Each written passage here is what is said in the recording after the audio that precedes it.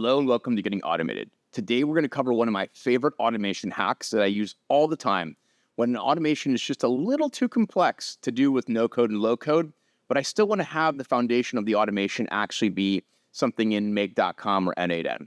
So today we're going to go over how to use serverless functions, specifically AWS Lambda, in your low code and no code workflows and what that looks like and kind of how to build the whole thing out end to end. So let's go ahead and jump into what to expect. So in terms of what to expect, we're going to have two demos today, one for make.com and one for n8n. They'll be pretty comparable in terms of what they're actually doing, but basically what it's going to show you how to do is once you've had an AWS account set up, how to actually go and create the Lambda function, the permissions, all the things necessary to go ahead and actually use an AWS Lambda function in your actual low code and no code workflow. So it'll be step by step, and I'll go over kind of some of the real world implications of where I've used this for customers on my kind of own consulting business and where I think it's really helpful to bridge the gap of where a low code or no code workflow is really great for maybe 80 or 90% of the things that you're looking to do. But that last 10%, there's maybe a step or some sort of kind of introduced complexity into the process that really code would be a better fit for. And so I think these serverless functions, specifically AWS Lambda, is a really great fit for circumstances like that. So let's go ahead and I'll give you a little bit more background and then we'll kind of get into the demo and kind of, again, why you should care about this and why it matters. All right, so as a quick aside, I'm Hunter Sneed. I run Getting Automated. Getting Automated is an education company focused on providing automation, tips, tricks, and educational content holistically to business owners, automators, entrepreneurs, employees interested in automation, really anyone that wants to get into the automation space and doesn't know where to start. I focus on pairing the technical aspects of automation with the business value, and so that way you're able to kind of marry the two together to really drive outcomes within your business. Beyond that, I also run an automation consultancy called Workflowsy, where for the businesses or folks that don't want to go and actually build the automation themselves, I'll go and build out the automation for them. A lot of times it's kind of for your more complex use cases or something really specific to, a specific business's needs. Anyway, enough about that. Let's keep moving. So the question that I'm probably going to get asked a lot with this, and I want to address out of the gates, is why go beyond no code or low code? And really what it comes down to is no code and low code are great, but they're great within the context of what they're supposed to be great at. And so no code and low code, in my opinion, were never meant to replace really complex business applications. And so a lot of times complex business applications with a lot of different business rules and business logic that needs to live somewhere within the application, it's hard to replicate those one for one in a scalable and reliable way with no code. That said, what you can do to kind of bridge that gap is you can go ahead and you can use tools like serverless functions, again, in our case, AWS Lambda, but there's a bunch of other kind of solutions out there that offer the same thing, where you can create this block of code that has that business logic built into it. It goes and runs on its own in whether it be Python, Go, JavaScript, there's all sorts of languages available for these serverless functions, returns a response, and then your no code, low code workflow can go ahead and continue its processing as you would expect it to. And so I've seen instances where what would have taken me 10, 20, 30, maybe 40 nodes or modules in a workflow with maybe anywhere from 50 to 100 lines of code could completely replace those 30 or 40 modules that I was trying to avoid having to build, not only from the fact that it becomes cumbersome to maintain and understand what's actually going on, but also, again, just isn't a great use case for a no code or low code kind of step within a broader automated process. And so while they're great platforms, I think what you need to do is pair it with some of these kind of code-based tools to really make them kind of your superpower or secret weapon to really automating anything within your business that has some sort of structured process. Okay, so serverless functions. This may be the first time that you all are hearing about this, and if it is, let me give you the really high-level overview of what a serverless function is and why you should care about it. Basically, what a serverless function is it is a set of code. So a function or multiple functions, could even be a class at times, where you're actually saying, hey, here's some code that I want to go ahead and execute. And so typically with these serverless functions, you have some sort of input. A lot of times these serverless functions are referred to as what's called event-driven. And so what that means is that there is going to be some sort of trigger that goes ahead and makes that serverless function run. Serverless functions are not something that runs all the time. Serverless functions are something that you trigger the function to run with a given input.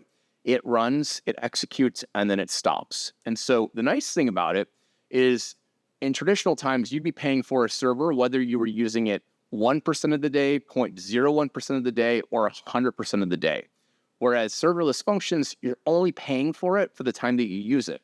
And so for the Lambda function that we're going to build out today, when I was running it during this video and kind of the overall setup, it was taking 6 or 7 milliseconds to run. And so the time that you're billed for is only that actual time that it's running, and it really makes it powerful. Beyond just the kind of billing component of this, they also allow you to integrate really nicely with third-party libraries. And so you can go ahead and applications or services that you're using that maybe don't have a module or a node within your low-code or no-code services, you can go ahead and use the SDK that application and service may have to actually go ahead and build out a more complex kind of set of logic that you need to do, or maybe there's something weird about how authentication happens. Whatever it may be, there's a lot of times where the first-party library that is provided for kind of your native programming languages versus what is provided and available with something like a Make or an n8n, it's going to be a lot more robust and comprehensive and provide you more capabilities than what you could do otherwise, again, with these low-code or no-code applications. So serverless functions are fantastic. I use them all the time. They're really cost-effective unless you're doing hundreds of thousands, if not millions, of executions of these functions in a month. Again, you really won't see any kind of significant costs associated with them. So big fan of them. I think they're great. And I use them all the time in my automated workflows. Okay, so you may be asking the question, when should I be using these? Why should I care? Kind of what's the importance of them? And that's a great question. There's a couple times that you should use them. I'll highlight just a handful here, but again, it goes way beyond just this list. One of my favorite use cases is complex data transformations. I don't know about you all, but I find that any sort of data manipulation within Make or n8n is cumbersome. More so within Make rather than n8n. n8n has a little bit more capability in that area. But the built-in functions just aren't enough for me sometimes. And sometimes they feel limited in terms of what they can or can't do, especially when you compare them to something like a full-blown programming language that has all of your different parsing libraries and data science libraries and kind of different capabilities beyond what the built-in functions that, again, Make or n8n offer out of the box. Some of the business logic that I talked about is around the additional kind of advanced conditional logic and handling and whatnot. There are times where you're going to have pretty advanced conditionals that are keying on multiple different things that need to be true for a specific outcome to happen. And while you can build a lot of that out within Make and n8n, the more advanced the conditionals get and what you need to do or how you have to treat kind of these edge cases differently becomes really difficult to do in a reliable and scalable way with some of your low-code and no-code apps. Whereas with code, it's a lot easier to kind of parse that out and be able to kind of set the different paths and conditionals and outcomes for any of these kind of advanced logic trees that you're building out. Custom API handling, we already went over that. There are times where just the built-in modules and the capabilities, even if you're going to use the HTTP module, are just not enough, especially as you get into kind of more of these machine learning, kind of data-heavy processes and procedures. And so again, custom API handling makes a lot of sense. Parallel processing is also something that can make sense. A lot of times with these different workflows, they're operating in a pretty sequential way. Whereas with Lambda, you can invoke a Lambda function and have a bunch of concurrent invocations happening at one time. And you're just bottlenecked by waiting for the first execution to finish before you start the second. You could have, again, hundreds, if not thousands of invocations of Lambdas all happening at the same time and all having them run in parallel to each other. And then again, we talked about, I guess, the SDKs and the external development libraries, really kind of a big selling point for me, especially when I come across a really great library that's been open sourced and is on pip. It doesn't really have an equivalent tool within something like make.com or n8n. And so a lot of times I find great open source libraries that I want to use in my applications or my automated workflows. And so this provides me a way to actually go ahead and do that. Okay, so why I think AWS Lambda is better than n8n's code node.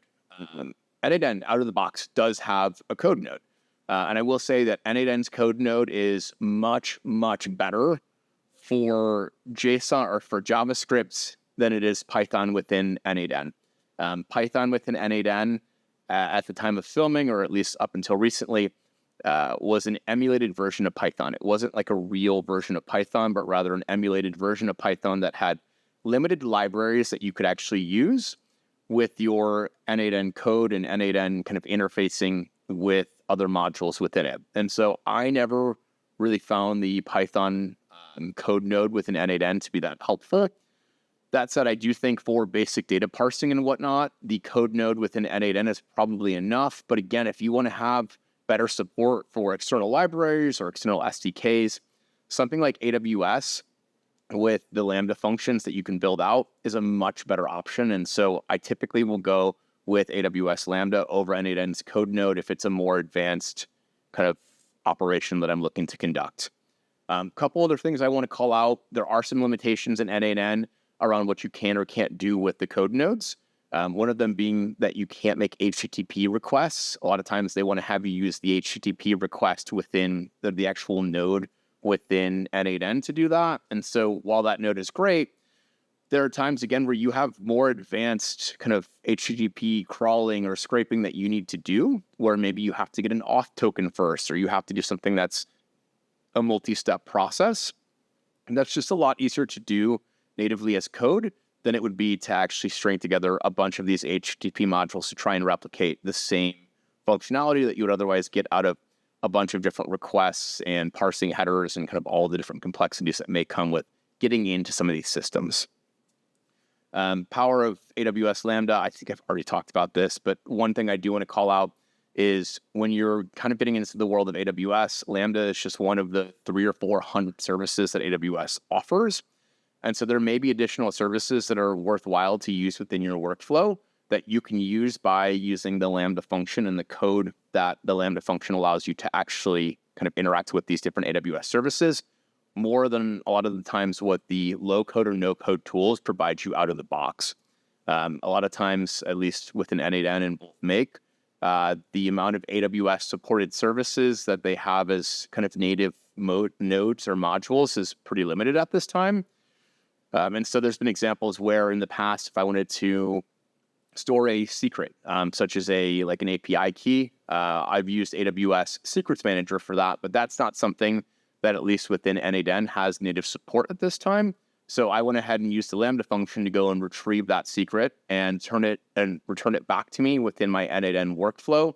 So that way I could go ahead and use that securely without it having to be stored within n8n, because as we know in the community version, it's pretty limited in terms of what you're actually able to do in terms of storing credentials or secrets within that. So again, your mileage may vary, but as a whole, I think AWS Lambda and serverless functions are fantastic as an addition of another tool in your automated workflows to go ahead and kind of automate and orchestrate something end to end. All right, so how does it actually work? We'll get into the nitty gritty, but basically what you do is you are defining what's called an event. And the event is basically a JSON payload of data that you are passing into the AWS Lambda, and that event is then parsed out. And so it can key into different key value pairs within that JSON structure that you provided it. It can go ahead and run its logic against it. And then what you do is within AWS Lambda, you then go and actually return the event and the contents of that response back to the actual workflow. And so both n8n and Make have the ability to invoke a Lambda function. Basically what that means is just run a Lambda function. And so what that allows you to do is it allows you to ultimately go and send the event in, have your process or your function run against it, and then return a response. And it all is seamless within your workflow. And so we'll go ahead and show you how to set that up. But yeah, basically define it, send it to the payload or send it to the Lambda, get the response back, and actually do something with it. All right, so for this demo, what I have is I've built out a pretty similar use case to what I've done in the past, where I had a particular company that wanted to go ahead and get information about people that were submitting time, and they had different labor laws and different jurisdictions. And so what was overtime in the States may not be overtime in a different country, and they wanted to check how much PTO that person had available and kind of how that all worked into their overall billing and invoicing. And so there was a lot of complex business logic in something like this. And so I thought it was a really great example to show kind of how I could take a really basic JSON payload that I pass to a Lambda. The Lambda will go ahead and actually extract data from the form. Then it will go ahead and retrieve different kind of pay rates and PTO information and all of that, and then return a response back that I can go and use to actually go and generate an invoice for this demo and kind of show you what that all looks like. So let's go ahead and take this in parts. There's a couple things that we need to go over here and to get it all working and show you kind of what that looks like.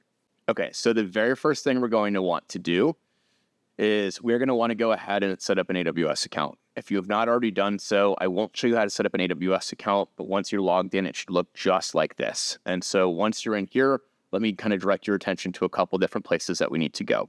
So the first one will be AWS IAM. So if we go into here, we're going to go ahead and we're going to create a user. So I already created one. I'm going to go ahead and delete this out so we can create it together. And that way you can see kind of what this all looks like end to end. So great. Okay. So we're going to click on create user. And when we do that, we're going to go ahead and put in a name. This can be anything as long as it's permitted by the naming syntax that AWS allows. I'm calling this make n8n Lambda SVC, short for service account. And then you don't need to check this provide user access to the AWS Management Console. Once you do that, click next. And then what you'll have to do is you'll have to give it permissions to actually interact with the AWS Lambda service. And so we can go ahead over here to attach policies directly, and we can search for Lambda. And you're going to see one called Lambda Full Access.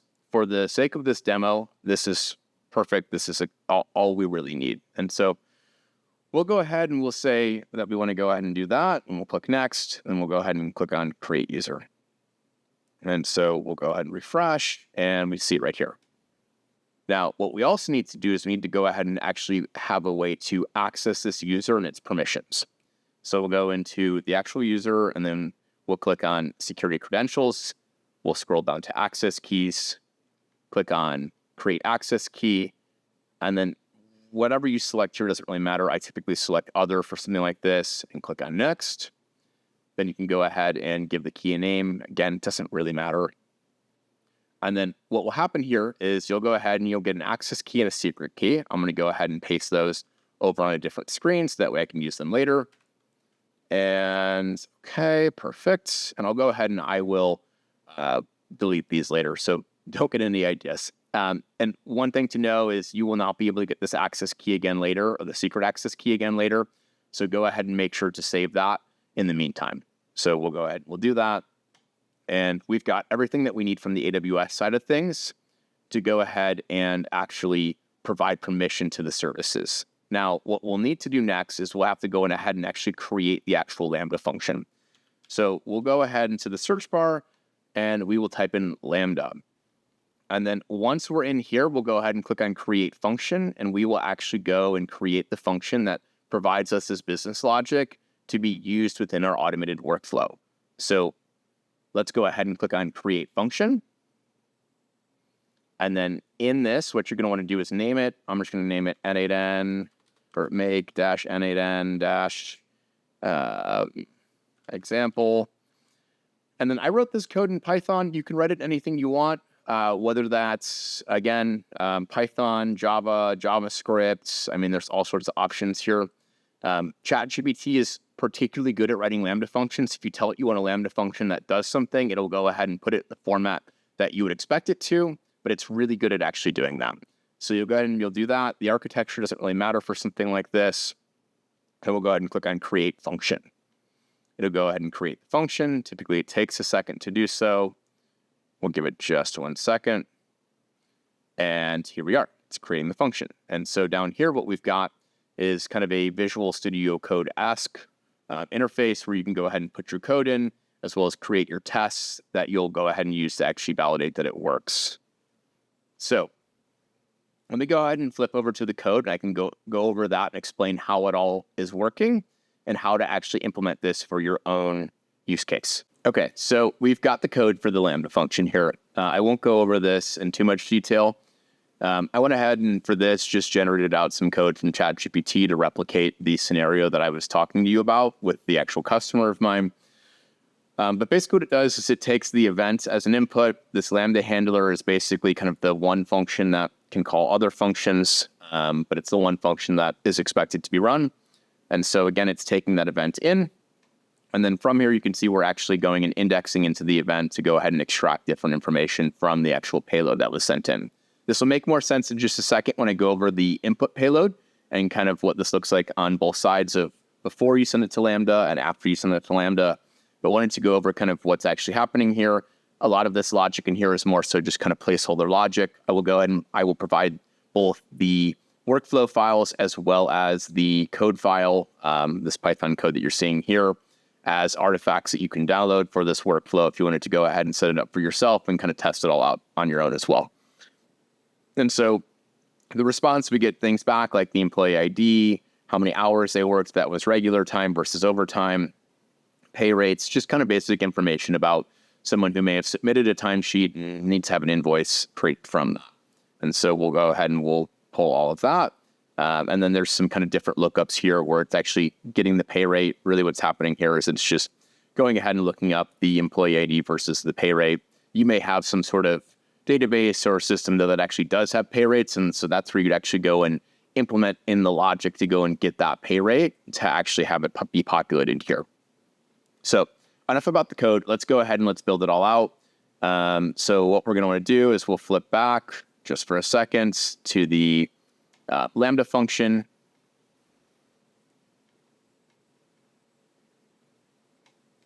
Okay, so let's go ahead and let's take that code that I was showing you, and we'll go ahead and we will put that in our Lambda function. And so we'll go ahead and in the editor, we'll paste it in. And then what you're going to want to do is click on this little Lambda logo here. And in that, you're going to want to go ahead and click on deploy. And so it's going to go ahead and deploy the code. And then what you can do as well is you can go ahead and pass in a test event. And so I'll provide this as well, but I'm going to create a test event. Again, it's just a JSON payload, n8n test. And I'm going to go ahead and paste in my test event. And so I'm passing in an employee ID, where they work, and how many hours they worked. And so I'll save that. And then what I can do is I can invoke or run the Lambda function. So I'll go ahead and do that. And what you'll see, if I go ahead and scroll down just a little bit and pull this up, is my response is that I got a success message back, which you can see if it's successful. It's going to go ahead and respond with the kind of payload information in this. And so it tells me the employee ID, where they work, how many hours they worked, the regular pay versus the overtime pay at a 1.5 multiplier. This is all, again, business logic that, again, you could probably do within Make or n8n, but depending on the complexity and different systems you need to integrate in with, this may be the better option. And so let's go ahead and let's set this up now within n8n and Make and show you what this looks like. So I'll go ahead and I'll start with n8n. And so what I've got here is I've got a really simple workflow. Basically what I did was I created a form within n8n. So if we click on it, what we can see here is I'm asking the employee to put their employee ID in, the work location, as well as the hours worked. And so basically, if we go ahead and we click on test workflow, it's going to look similar to the input information that I just put in, where you go ahead and you put that in, and then you go and actually provide all of this as context and go ahead and run it. And then what I'm doing in here is I'm actually going and I'm mapping that JSON input that I got from the form. And I am actually then going ahead and just mapping it to a variable within n8n. And then from there, what I'm doing is I'm actually creating the input event. And so you can see here that this looks exactly like what we were just shown in the actual test event. If we go back to this, you can see it's a one-to-one of the exact same things being passed in, except it's being dynamically passed in based on the employee's actual input. So you've got that all in here. And what we're doing is you're going to have to go ahead and set up credentials. And so let me go ahead and do that. And so I'll put in my access key. I will put in my secret access key that we went and got at the prior step. We'll go ahead and click on retry. It worked. Perfect. And then, so I've got my account I'm connecting to. The operation that you're going to want to do is invoke. You're going to want to go ahead and you're going to want to actually search for the function name. Let me see if I may need to go out of this and refresh. Here we go. I called it the make n8n example, I believe. Yep, that's what it's called. You don't need to change to this. Latest should be fine. And then you have the option to have it wait for the results to come back or to go ahead and continue the workflow. For this case, we want to wait for the results to come back from the Lambda because we'll be using those in later steps. And so we've got that all in here. And so basically what's going to happen is I'm going to go ahead and enter that form in. Again, I'm just using the n8n form to keep it really simple. But what you could do is you could go ahead and use your own form plugin or service, type form, jot form, tally, really any of those to serve as your trigger to then go ahead and pass this in. And what it's going to do is it's going to return some information back about the time submitted. And then I'm going to go ahead and create a QuickBooks invoice that goes ahead and populates the amount, which is taking the amount of regular hours by the hourly pay rate. I'm just calculating standard time. So anything from 0 to 40 hours in this case. And with that, it's, again, just creating an invoice within QuickBooks. And I'll do the same thing within Make. So let me go ahead and we'll test the workflow. I'll go ahead and I will take the employee ID and pass that in. Great. Great. Okay, 45. Great. And then let's go ahead and let's submit the form. So we'll do that. And what we see is we got the output. There it all is. We calculated it. We got our result back. It's being passed back in JSON. We got the status as well as information. It's $1,200 for the 40 times the 30 for standard time. Then there's 5 hours of overtime. That 5 hours is the 30 multiplied by the 1.5 to get that 225. Sorry, 5 multiplied by 1.5 by 30 to get that 225.